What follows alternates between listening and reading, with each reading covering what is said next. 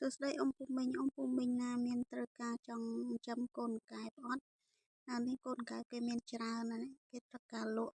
ប៉ុន្តែអានេះមិនកូនណាអានេះរៀងត្រូវឲ្យôngពូមីងគេមានកូនសេរីក្រោយទំភ្ញាស់ក្រោយមកសម្បត្តិតង់ទៀតអានៅខាងនោះកូនច្រើនតែតង់ខាងនេះគេចាប់លក់អស់ខ្លះឲ្យôngពូមីងនៅអាតង់នោះអាតង់មួយទៀតនេះអាតង់មួយនេះអានេះរៀងត្រូវឲ្យអាហ្នឹងធំហើយ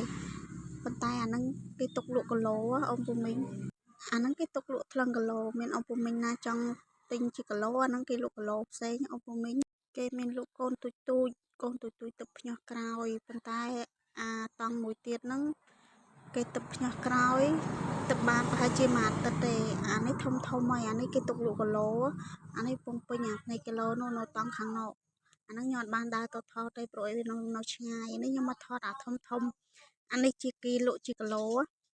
អានេះក៏ធំដែរអានេះខាងនេះច្រើនអញ្ចឹងណាបើôngពូមីងណាចង់ចាំតាក់ទងអាចតាក់ទងមកខ្ញុំបានព្រោះខ្ញុំនៅចិត្តគាត់ទេគាត់មានលក់កូនបើចង់ដឹងតម្លៃមួយគ្រាប់ប៉ុន្មានអញ្ចឹងអាចខមមិនសួរខ្ញុំបានôngពូមីងគាត់លក់រៀងធូរថ្លៃឯងព្រោះខ្ញុំកម្រងខ្ញុំចង់ចាំដែរប៉ុន្តែកន្លែងទូចពេកអត់ទាន់មានកន្លែងចាំអញ្ចឹងហើយទឹកក៏អត់ត្រូវដាក់ច្រើនឲ្យôngពូមីងដាក់តិចទេប៉ុន្តែហើយលក់គាត់លក់តម្លៃធូរថ្លៃឯងôngពូមីងខ្ញុំថាខ្ញុំគិតចិញ្ចឹមដែរប៉ុន្តែចាំមើលរកកន្លែងចិញ្ចឹមសិនហើយចិញ្ចឹមអត់យូរឯងôngពូមីងជាពេលតា60ថ្ងៃឯងបានលក់ហើយចំណីក្នុងមួយថ្ងៃបើធំចេះអត់សូវចុះទេក្នុងមួយថ្ងៃអញ្ចឹងដាក់ឲ្យតែ2ដងទេហើយដល់ពេលទឹកចង្ការមួយថ្ងៃដូរហើយដាក់ទឹកអត់ច្រើនទេôngពូមីងទឹកតិចអញ្ចឹងមើលកែវាហែលអត់លេចខ្លួនវាផងហ្នឹងôngពូមីងណាចង់ចាំ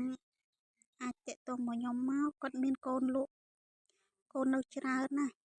បើចង់ទិញជាគីឡូមានជាគីឡូទេនេះអានេះអាធំអាហ្នឹងគាត់លក់ជាគីឡូôngពូមីងនេះតង់មួយនេះចាប់ចិត្តអស់ហើយ